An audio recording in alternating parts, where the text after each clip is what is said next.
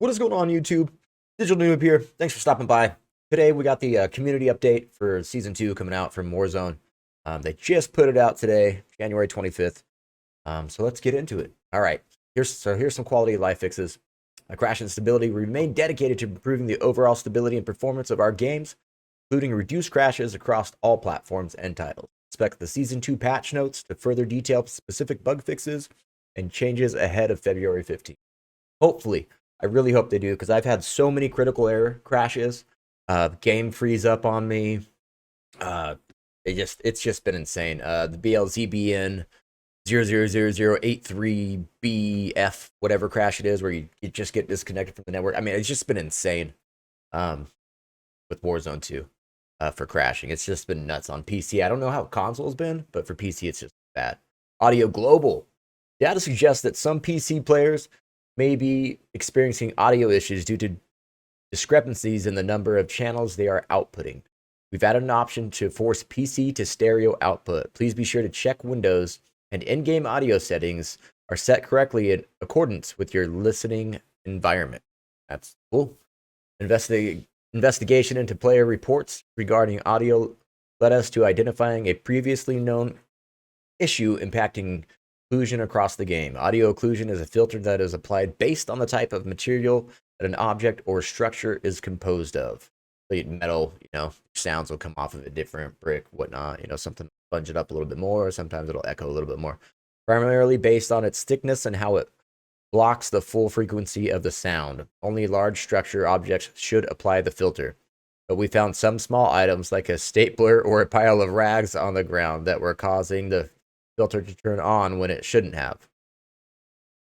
Stapler. Rags. Yeah. For example, the wastebasket that was tagged with the incorrect material may have occluded the sound like it was behind a wall, making the sound more difficult for the player to hear. This issue will be addressed in the Season 2 update, and we continue to work on fixes and new audio features to better our players' experience. Good, because the audio is trash a lot of the time. But I'm glad they need to fix it. Heck yeah, hopefully they do keep improving on it. UI. A number of UI UX updates are coming to Season 2 to improve overall flow of the game menu. This update includes improved navigation and organization of camo menu, more polished social tab, including improved channel swapping and player muting. That's good. New My Bundles screen, so you can just check out what bundles you already have. Easier.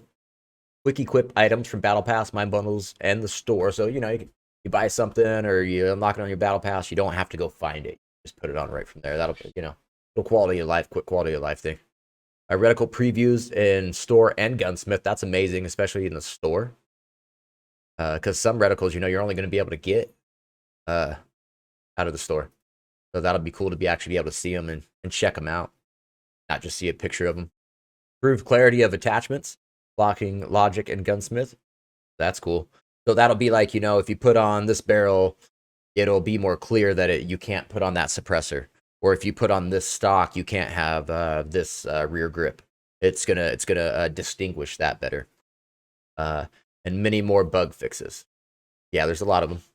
We've also recently introduced a fix that restored instant speed of recent players in menu. Okay, status refresh of friends. That's good. Further details on these changes and more will appear in the Season 2 patch notes. All right, cool. Experience.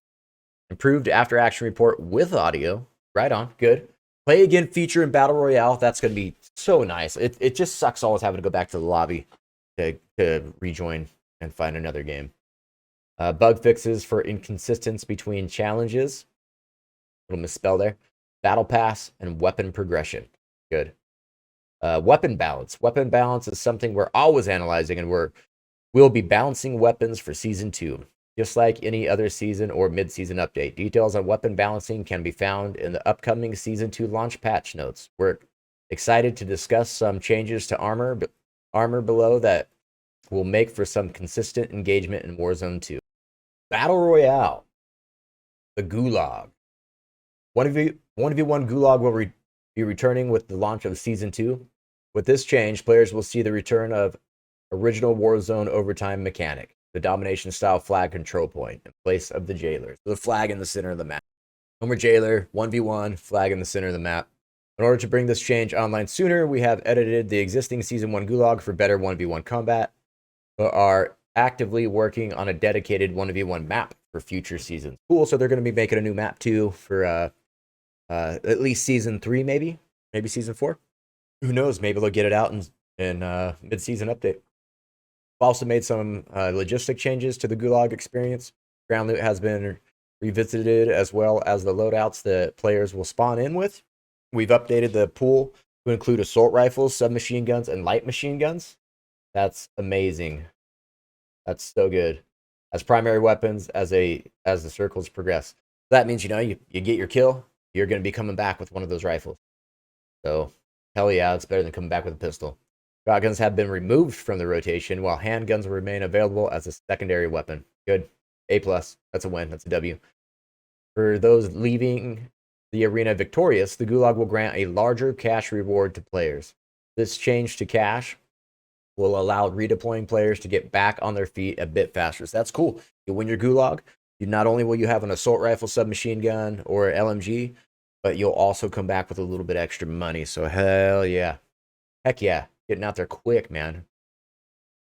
Alongside increased victory cash rewards mentioned in the previous section, the Gulag will now spawn cash as ground loot to encourage and reward players willing to prowl the arena. So there's going to be freaking money in the Gulag too. Okay, cool.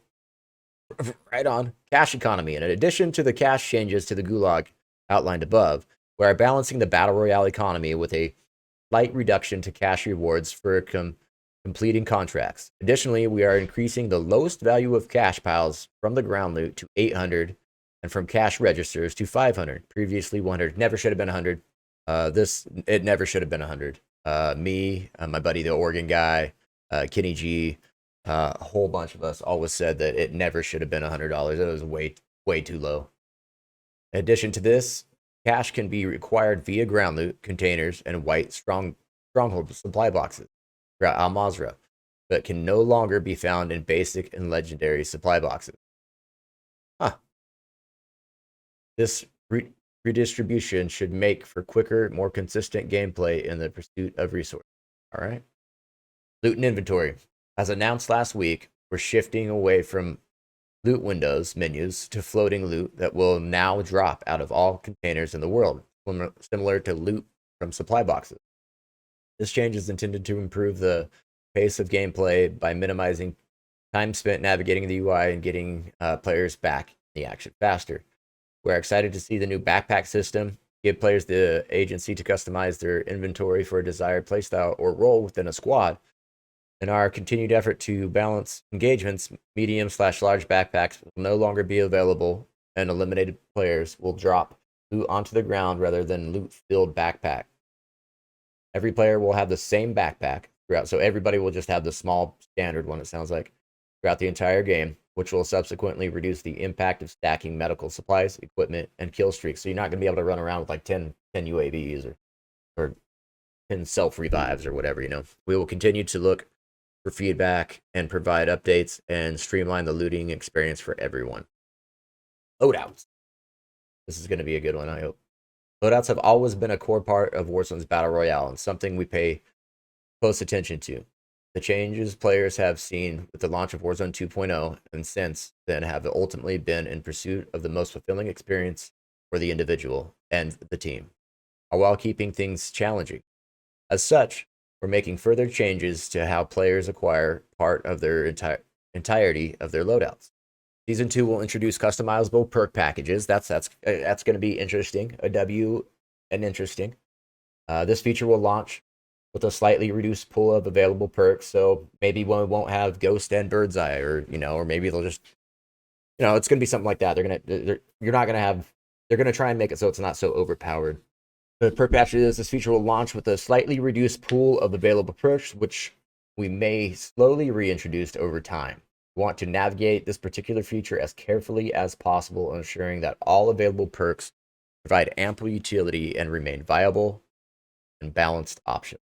Primary weapons will continue to be available at buy stations, but now at a more affordable price point so that players can pursue victory with their most desired weapons.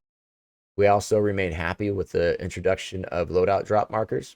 Though we have taken a careful look at the price point, the price of loadout drop markers has been slightly reduced so that respective squad sizes can acquire their full loadouts at a faster pace. So, like your 4-man squad, it's not going to cost you, what was it, 32,000 before for your 4-man squad to get their loadout. So it won't be that much.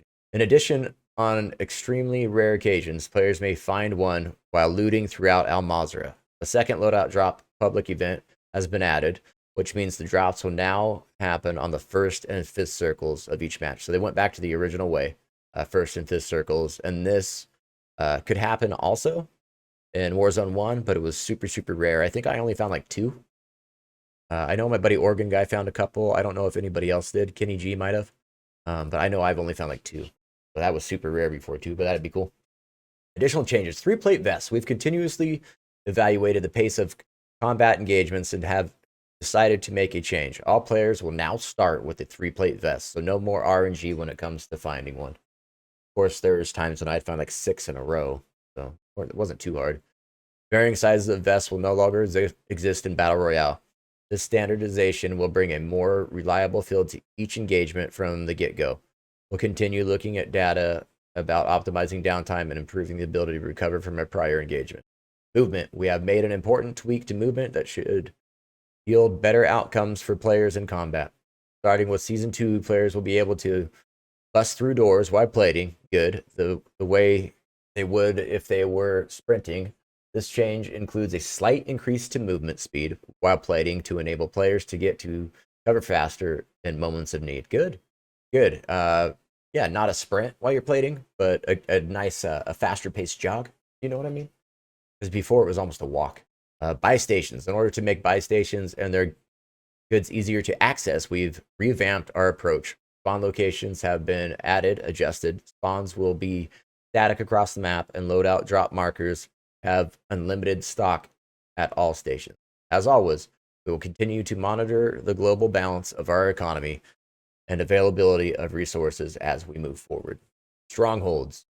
Strongholds provide an alternative gameplay experience with high payoff for those willing to tackle the objective and for others interested in robbing players of their rewards. Happens all the time.